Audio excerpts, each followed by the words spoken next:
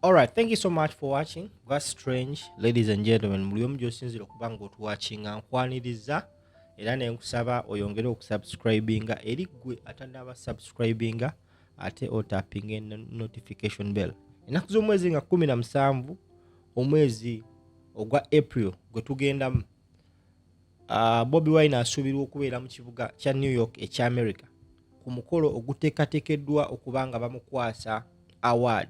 Bobi Wine n'abakulembeze abalala bana baweereddwa honorary award ng'abantu abasinze okuba nga balaba nti demokrasiya abukaala mu mawanga gaabwe. Now, bangi nnyo ku ffe tetumanyi lwaki among the very many African leaders basobodde okyuzinga Bobi Wine. Nkuleetedde omuntu agenda okunnyonnyola ensonga lwaki Bobi Wine ye yabadde omukulembeze yekka mu Africa gwe bakyuzinze okufuna ekitiibwa kino ekigenda okuba nga kimuweebwa ennaku z'omwezi nga 13 omwezi ogwa April gwe tugendamu. Katukomewo after this. Njagala nkulaga engeri gye balegitimizingamu. Ogiraba?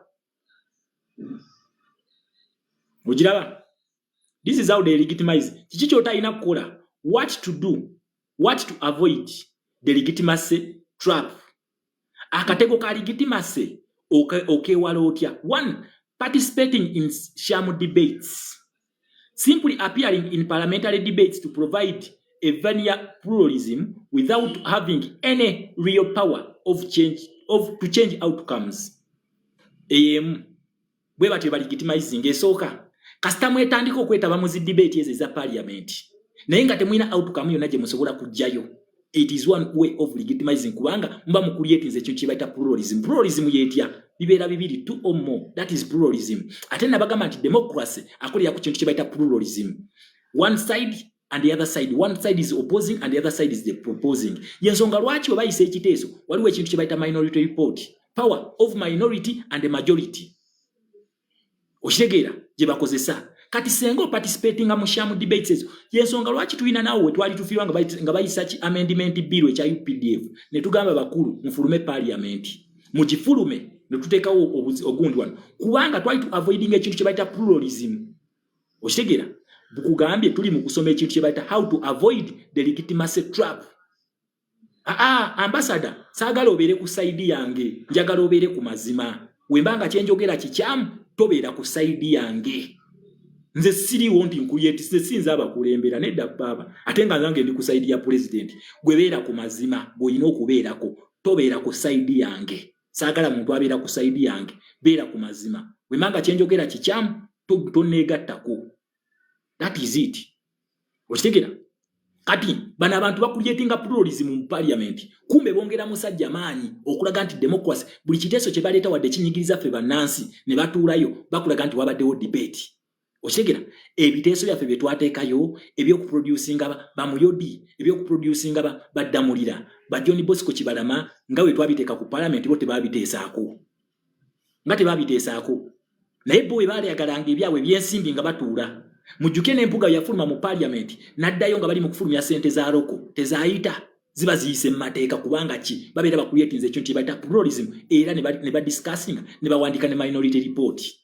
That is one way eyo parliament gye tuliko. Naye kino tekikoma mu parliament kubajjukira ne council nazo zibeera n'entuula. Balodi meya batuuza enkiiko abo. Okitegeera balodi meya batuuza enkiiko ku council paka ku byalo wansi babeerayo. Okitegeera ekintu ekyo ebyo byonna biba bikuyetinga pluralism nti side ziri bbiri. They agree to disagree.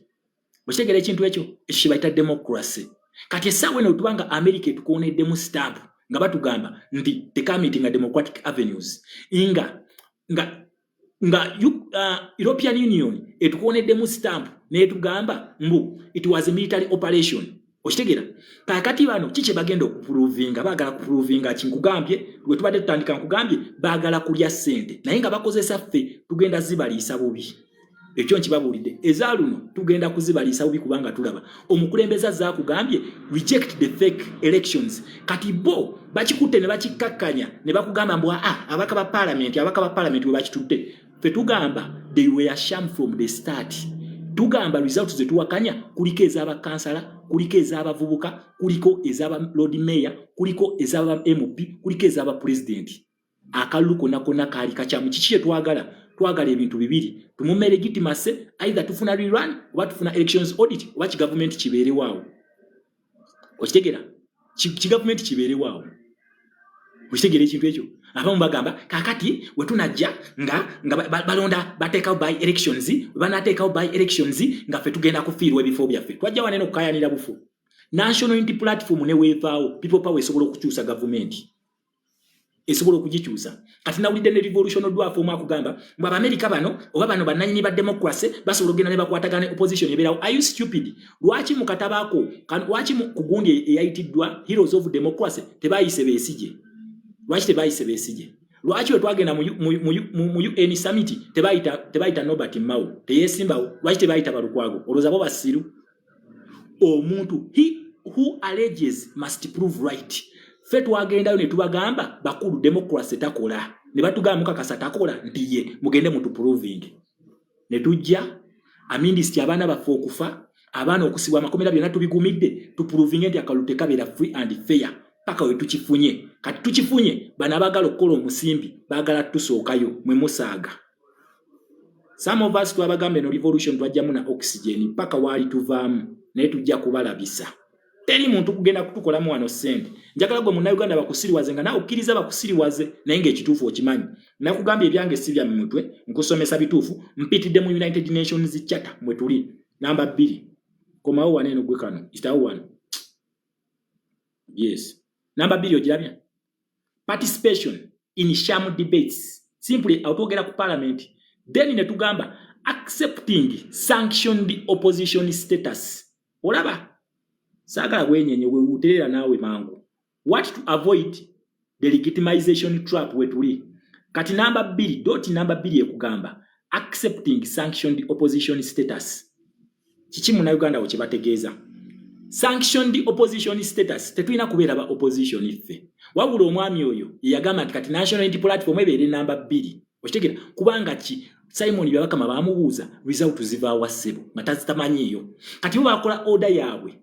Okitegera bakola list yaabwe nebaga kati NRM yegenda okubba akalulu national unity platform ebeere namba 2 kubanga ensi ejja kumanya nti ne greatest competitor waffe kati muteeka mu namba 2.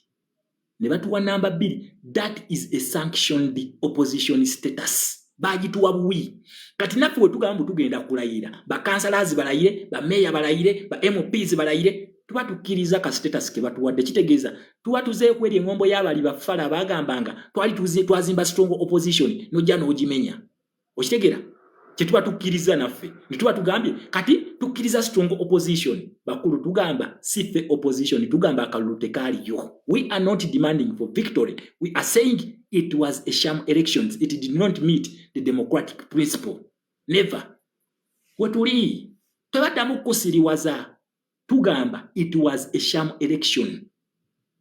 Kali kafu from the start. Once it starts wrong, it is wrong up to the end. That is it. Okitegera bagala sente naye tubakakasa mujja kuzirya nga tubalabisizza. The president yatugamba ogwaffe gwa kulabisa. Kitegeeza tugenda kukkiriza ka status ke baatuwa nga in actual sense ffe twakola ki ffe twandiwangudde akalulu sigambye muno twawangula kuba akalulu tekaaliyo. That is why even the certificate of participation tetwagijjaayo kubanga ki tetukkiriziganya na results ze baatuwa. Kati oba tokkiriziganyizza na result ate ogamba otya muno twagala victory. Are you stupid? Oli musiru. Bayolabeko ku hashtag egamba mbu we want our victory. How can you expect a military operation yatokuwa of victory yo? Mbu ate tugambe twagala banange twagala victory. That is so stupid of you. Ebya kisiru na butasoma. Akalulu tekabaddeyo bakugamba result zigane ate ogamba mbu ate twagala victory. Omuntu guba gukola bulungi. Guba gukola. It is a common good jendi. Konchiddamu it is a common good. Asibavuma mwaba infinite class mubitegeera. Sinalaba yo muntu wa infinite class ayogereyo bya kisiru ba P2B be babyogera. Nelo reasoning capacity yaabwe. Era we baba bayimiridde. Okitegeera. Akugambye mutu demandinga victory. Ne revolutionary leader akugambye reject sham results. Akugambye muzigane results ze yautuwa. Atona akugambye mbu ate tu demandinga victory. Omuntu guba gukola bulungi. Nkugambye waneno namba 2 accepting the sanctioned kali mu bracket sanctioned opposition status okukkiriza status eyo gye babeera batuwadde obuyi omwami ono yatuyamba buyami bufe namba 2 kyeyakola otherwise nobody mau yatasobola kuwangula bwa MP kyobola bamukreatingirayo ka erika constituency kayino okukola ki kayino okubeeramu kubanga ono yali atwagala wali mu 2 era kyobola abayanguwa nnyo kati kino kye bakuteereddeyo ekibuuzo ekya iPod ekyo kifeeke debate kye kitwandiseko ne point number 1 oshigira biki bye tulina okwewala zino debate zibeera mu council zibeera mu parliament zibeera ku local council level bibeerayo oshigira zi debate zino senga ozigendamu obeera legitimizing that is a trap. Number 2 kukkiriza sanctioned opposition status gye babeera batuwadde national unity platform legitimizing etya kugambye court na parliament. Number 3 katukome 1 kitawo 1 gwe naawe. Number 3 ogiraba validating results congratulating winners or taking seats to parliament. Ndozo kiraba njaga otunulye point eyesembayo congratulating winners or taking seats in parliament known to be fraudulent. Ndoza mukitekedde kati kyo kye kitufuula ba infinite class fete tukozesa mitwe tugenda mu ebyo nga biwandiike nakugambe no revolution impandiike tokkiriza muntu yena ina kuleeta ntweye kutandika ku discussingira bintu nga akozesa ntweye tokikkiriza ngekyo okitegera nakugambe no revolution sifa bagisoseemu ate ne principle gye tugobere ya democracy sifa tugisoseemu weebuuze lwaki bano bagambye his excellence Kyagulanyi award agifunye okitegera tunuli akantu akasembayo ka kanwano mujja gamba shama ogira nnyo yiyo ogiraba validating the results congratulating the winner or taking seats in parliament known to be fraudulent. Lwaki abantu bano beesiba nnyo ku parliament wadde ne councils zino endala bibeerayo ekagwa kekasembayo okitegera lwaki abantu bano beesiba nnyo ku parliament wadde bakimanyi nti no ne mu council babeera babikira kuba parliament yekwata ekyokusatu government ebeera n'amasiga 3 ebeera ne parliament ebeera ne judiciary ebeera ne executive kati executive yebba akalulu naye egenda ku legitimizing etya senga amasiga gana 2 gagikonera mu stamp kyovolaba ono yatega akategoke nti wabba akalulu ogenda mu court ova mu court ojja mu parliament ne mu leader of opposition parliament byesalawo parliament ono court etuula before nga tannalayira ebyo byonna najja nabicompromising nga nakwata chief justice nga alina kulayirira ku faamu ye okitegera nga alina kulayirira ku faamu ye kati nawe n'ogenda ewono bwofuneyo justice okitegera nakwata Alfonso Winyidolo former DPP mu government ye kati yalina okuwa justice oyo katembo yote tugenda muddamu yakoma mu 2021 we batubirako victory ono 2026 zabadde shamu elections twaziganyira tusaba ensi teri kukkiriza kalulu ako bakagane government teri kugirigitimizinga teri muna Uganda kanulira national unity platform amaaso temutunulira NRM kubanga terina kyeri terina fetu jwa legitimacy ono ne wanakera ku machane yerayiza Gaddafi yalayira kitiba kibalimba yalayira yategekanga kalulu k'ekiwanyi n'alayira Omar el-Bashir yalayira kituba kibalimba yalayira era amale omwaka mulamba nga alayidde Maduro yalayira n'amale emyaka 4 esatu kitundu yali ayingira 4 nga alayidde so tebaba tiisa mu bano simanyi bwe tutalayire status yaffe n'opu bagenda gibalanga ekibiina ky'abayekera simanyi biki tebakusiriwaza twagenda dda eri gye tulina challengingira kati ono ne wanaakola kinga tuganye muwa legitimacy okitegera ono ne wanaakola kinga tuganye muwa legitimacy ne wanaakola by election still bigenda kubeera bichamu an illegal government cannot organize a legal election tebasobola nga government eri illegal tesobola kutegeka kintu kiri legal kiri mateeka nga bo bamenyi ba mateeka tekisobola kukikkiriza because it does not meet the international standards obutamanya luzungu kyekizibu justice Kisaakya avuddeyo n'agamba akalulu ako twagala elections audit tebazikuwadde wabula osanga embaata za P2B ng'ekugamba mbwa kakati bagende eri bakoleki bagende balayire mu parliament kubanga bajja tujja kakafu mwe musinga justice Kisaakya okumanya amateeka wo musinga European Union okumanya democracy nga bwekola bweyino okukola oshigira mwe musinga okubimanya muna Uganda mwetegereze ba politician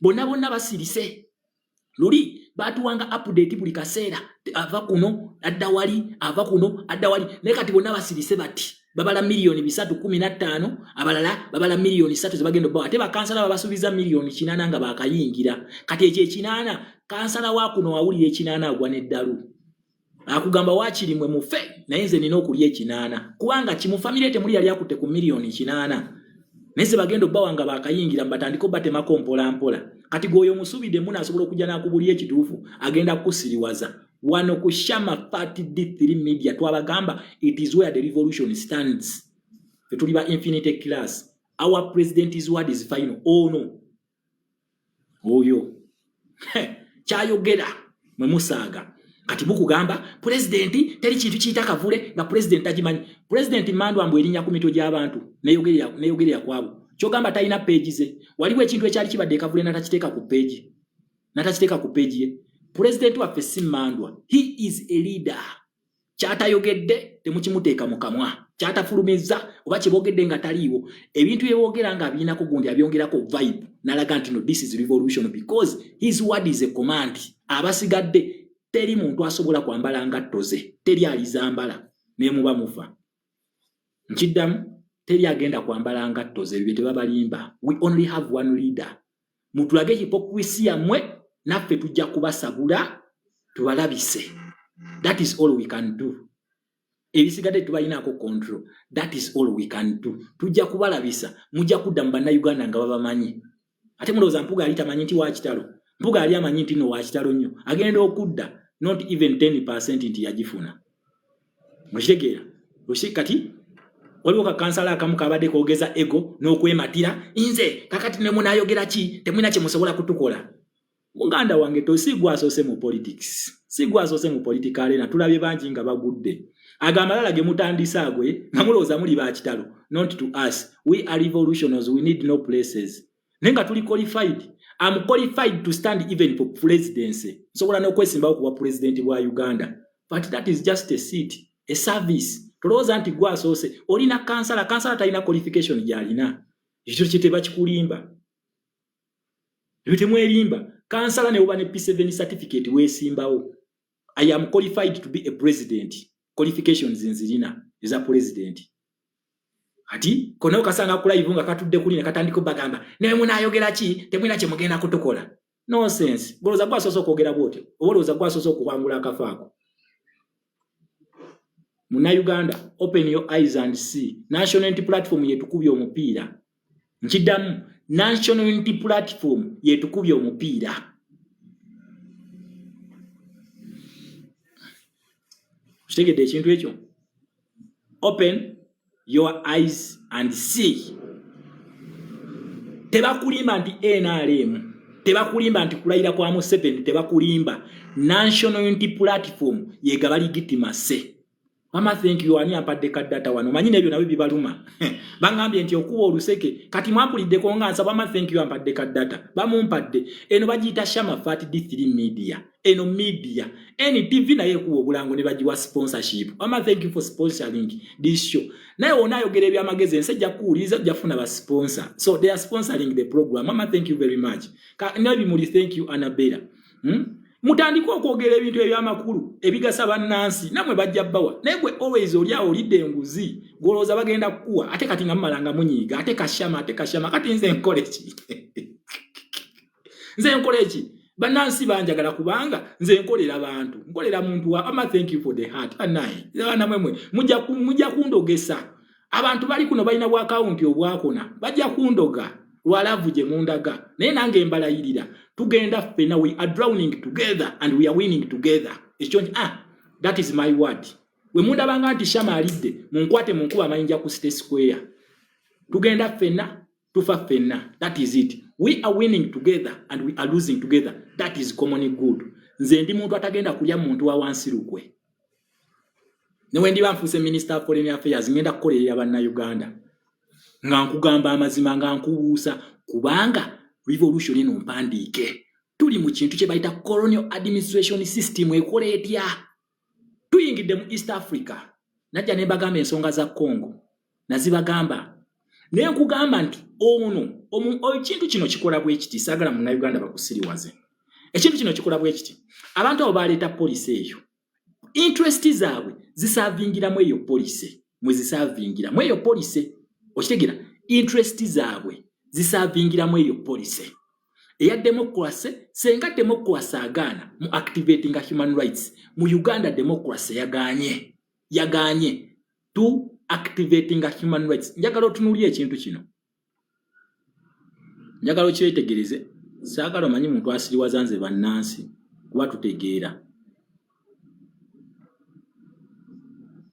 njagala otunuulye wali His Excellency Kyagulanyi 2026 democracy heroes of democracy ono nagambe ye president awagenda okusinkana agenda sanga ba business men oye president omulabye heroes of democracy akaluke twabadde mu tekamitinze democracy tekamumitinze ono ye muzira wa democracy kuba top abaselectingidwa lwaki mu Africa balonzo ono ne bagamba ono yomu kubazira ba democracy 2026 era mu April agenda kubeera kweno ceremony agenda kubeera ku guno omukolo